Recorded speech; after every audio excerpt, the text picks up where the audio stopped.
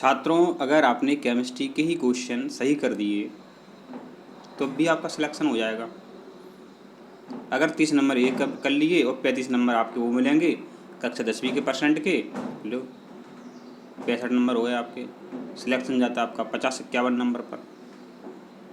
तो आपने अगर हमारे सभी केमिस्ट्री के 10 वीडियो देख लिए तो आपके पूरे में से पूरे अंक आ सकते हैं। ठीक है, समझना है जो हम समझाते हैं। ऐसे तो आप कम से कम 10 किताबें तो उठा लीजिए, उनसे नहीं फंसेगा जैसे का तैसा। 10 किताबें पढ़ने में 10 साल लग जाएंगे। ये तो हमारी सिर्फ 10 वीडियो है। अगर आपने समझ के हमारे वीडियो देखे तो केमिस्ट्री के अपन क्वेश्चन सॉल्व करते हैं। इस वीडियो में क्या है, नाभिकीय रिएक्टर के रूप में, मंदक के रूप में, किसके रूप में, मंदक के रूप में प्रयुक्त कार्बन का अपर रूप है। ठीक है, तो नाभिकीय रिएक्टर से विद्युत बनाई जाती है और जब इलेक्ट्रॉन की गति तेज हो जाती है तो उनको मंद करने के लिए मंदक का उपयोग करते हैं। तो वो मंदक कौन सा है, तो वो मंदक है आपका बच्चों ग्रेफाइट। कौन सा है आपका, ग्रेफाइट। ठीक है, अब बच्चों आपको पता होना चाहिए कार्बन जो होता है, कार्बन के 3 अपर रूप होते हैं। कौन कौन से, एक तो बच्चों देखो आपका हीरा हो गया, ठीक है, एक आपका ग्रेफाइट हो गया, एक आपका हो गया फुलेरिन, एक आपका क्या हो गया, फुलेरिन। ये कार्बन के 3 अपर रूप हैं। ध्यान देना, ये कार्बन के 3 अपर रूप हैं। इतने सारे प्रश्न आते हैं, इस प्रश्न पे से क्या बताएं। यहाँ पूछेंगे कि बताओ हीरा विद्युत का स्वचालक है या कुचालक है। हीरा विद्युत का कैसा है, कुचालक। हीरा विद्युत का कुचालक है, मतलब हीरे में करंट नहीं बहता है, कुचालक है। अब आपको ये पता होना चाहिए सिद्धांत कि सुचालक कुचालक कौन होते हैं, जिनमें बच्चों स्वतंत्र इलेक्ट्रॉन होते हैं, स्वतंत्र इलेक्ट्रॉन होते हैं वे सुचालक होते हैं, और जिनमें स्वतंत्र इलेक्ट्रॉन नहीं होते हैं वे कुचालक होते हैं। ये आपको पता होना चाहिए यहाँ पर। अब आपका नेक्स्ट क्वेश्चन क्या है, देखो आ गया। मतलब हर साल वो बच्चों वही करते रहते हैं, पुराना पेपर उठाया उनने और उसी से संबंधित क्वेश्चन उन्होंने बना दिए और आपके पेपर में रख दिए। प्रश्न है कि हीरा विद्युत का चालन नहीं करता। ठीक है, हीरा विद्युत का चालन नहीं करता है, हीरा का कोई भी हो, वो तो घुमाने के लिए हीरा लिख दिया उनने। तो हीरा विद्युत का चालन नहीं करता है बच्चों, क्योंकि इसमें कोई मुक्त इलेक्ट्रॉन, मुक्त माने स्वतंत्र, फ्रीडम, फ्री, क्योंकि इसमें कोई स्वतंत्र इलेक्ट्रॉन, मुक्त इलेक्ट्रॉन उपस्थित नहीं होते हैं।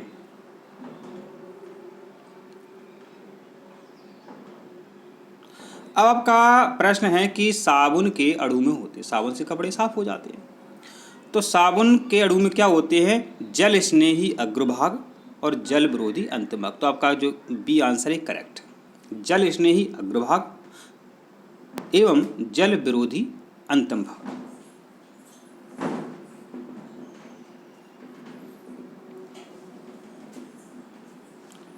आपका अगला क्वेश्चन है, तेलों के हाइड्रोजनीकरण माने हाइड्रोजन से क्रिया, इनमें से कौन सा उत्प्रेरक सामान्यतः प्रयुक्त करते हैं। जब बच्चों तेलों से घी बनाते हैं, तेलों से डालडा बनाते हैं, ठीक है, तो कौन सा उत्प्रेरक प्रयुक्त करते हैं।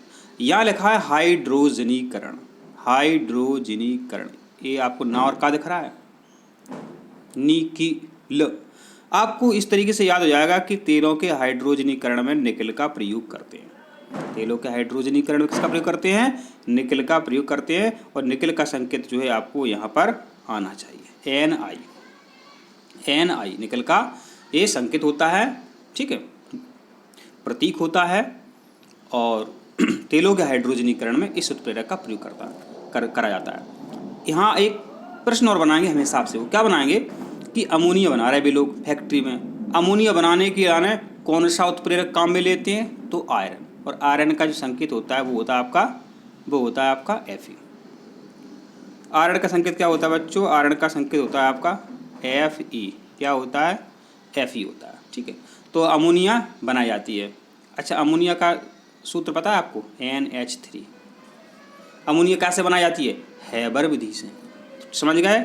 यहाँ से क्या प्रश्न बनेगा दूसरा, आयरन उत्प्रेरक काय में लेते हैं? अमोनिया बनाने में। अच्छा, अमोनिया कैसे बनाई जाती है? हैबर विधि से बनाई जाती है। तो ये वो प्रश्न आपसे पूछते हैं।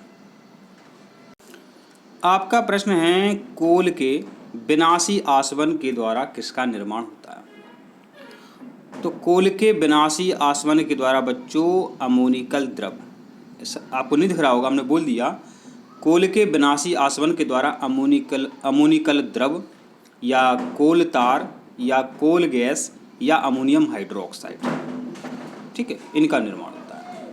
पुनः एक बार और सुन लें आप, कोल के विनाशी आसवन के द्वारा अमोनिकल द्रव बनता है जिसे अपन अमोनियम हाइड्रोक्साइड भी कहते हैं बच्चों। इसके अलावा कोल गैस बनती है, कोल तार भी बनता है, और कोल तार का उपयोग सड़क बनाने में होता है। ये भी परीक्षा में वो आपसे पूछ लेते हैं। आपका जो नेक्स्ट क्वेश्चन है बच्चों, देखिए कितना सरल है, अब पता नहीं आप कर पाते हैं या नहीं। यहाँ लिखा है कौन से समावयवी हैं, शायद आपको नहीं दिख रहा हो तो हम लिख देते हैं समावयवी हैं, ठीक है। तो देखो, अगर आप जो ऑप्शंस पढ़ेंगे, जैसे एथेन अलग लिखा है, प्रोपेन अलग लिखा है, ईथेन एथाइन अलग लिखा है, इथीन एथाइन लिखा है, लेकिन जब डी ऑप्शन देखते हैं, ये ब्यूटेन लिखा है, ये भी ब्यूटेन लिखा है, आइसोब्यूटेन। तो ब्यूटेन एवं आइसोब्यूटेन, जो डी ऑप्शन है आपका, ब्यूटेन एवं आइसोब्यूटेन एक दूसरे के बच्चों समावयवी है, वेरी इंपॉर्टेंट।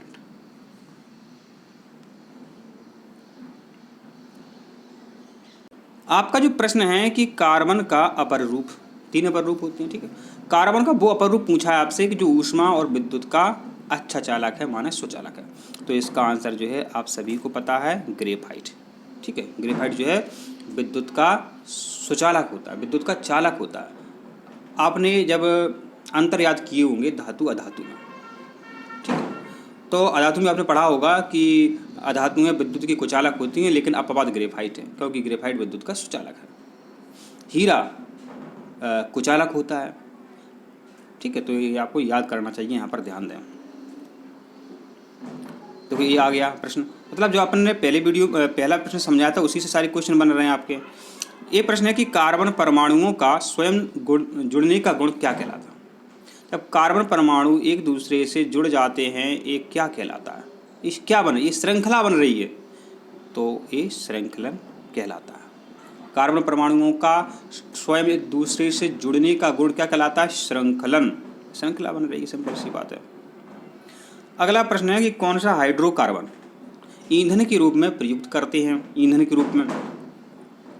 तो इसका आंसर है ब्यूटेन, C4H10, ब्यूटेन।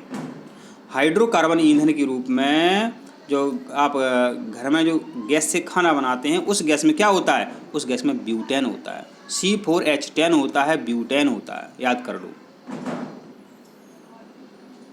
या अब और क्या बना सकते क्वेश्चन, देखो इसका नाम है एसीटिक अम्ल, जिसको अपन सिरका भी कहते हैं, विनेगर भी कहते हैं। CH3COOH क्या है? एसीटिक अम्ल, जिसको विनेगर भी कहते हैं, सिरका भी कहते हैं, वो यहाँ से क्वेश्चन बनाएंगे। और एक क्या है?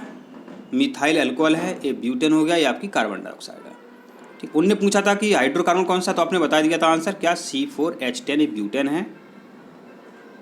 अब ये देखिए, ये सरल क्वेश्चन नहीं है। एल्डिहाइड का क्रियात्मक समूह, जिसने हमारा पहला वीडियो वहाँ हमने स्पेशली अपन को अलग से बताया था,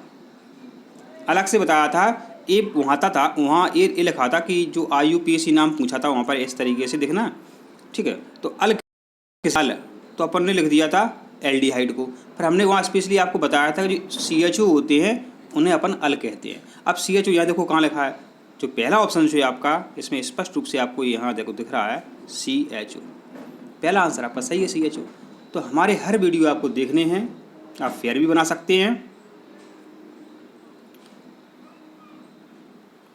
आपका क्वेश्चन है क्षारीय KMnO4 की उपस्थिति में एल्कोहल के ऑक्सीकरण पर किसका निर्माण होता है?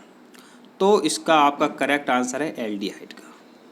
क्षारीय KMnO4 की उपस्थिति में जब एल्कोहल का ऑक्सीकरण कराते हैं तो बच्चों एल्डिहाइड बनता है। क्या बनता है? एल्डिहाइड बनता है, ध्यान दें।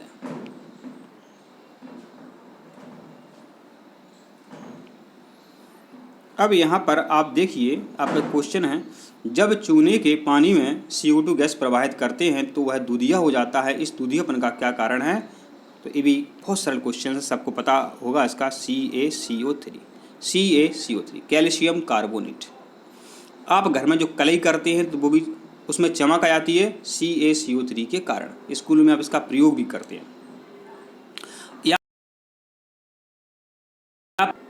ये है कैल्शियम हाइड्रोक्साइड, इसे हम बुझा हुआ चूना कहते हैं, परीक्षा में पूछा जाता है।